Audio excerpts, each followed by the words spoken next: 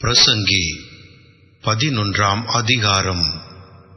உன் ஆகாரத்தை தண்ணீர்கள் மேல் போடு, அநேக நாட்களுக்கு பின்பு அதன் பலனை காண்பாய். 7 பேருக்கும் 8 பேருக்கும் பங்கிட்டு கொடு. பூமியின் மேல் என்ன ஆபத்து நேரிடுமோ உனக்கு தெரியாது. மேகங்கள் நிறைந்திருந்தால் மழையை பூமியின் மேல் பொழியும்.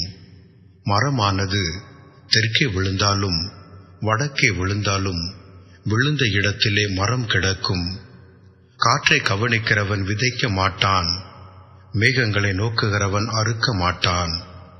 ஆவியின் வழி இன்னதென்றும் கர்ப்பவதியின் வயிற்றில் எலும்புகள் உருவாகும் வீதம் இன்னதென்றும் நீ அறியாதிருக்கிறது போலவே எல்லாவற்றையும் செய்கிற தேவனுடைய செயல்களையும் நீ அறியாய். காலையிலே உன் விதையை விதை, மாலையிலே உன் கையை நெகிழ விடாதே. அதுவோ இதுவோ எது வாய்க்குமோ என்றும் இரண்டும் சரியாய் பயன்படுமோ என்றும் நீ அறியாயே.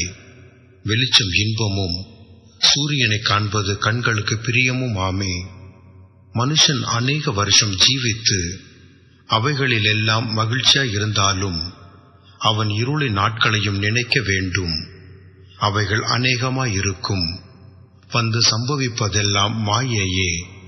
வாலிபனே, உன் இளமையில் சந்தோஷப்படு.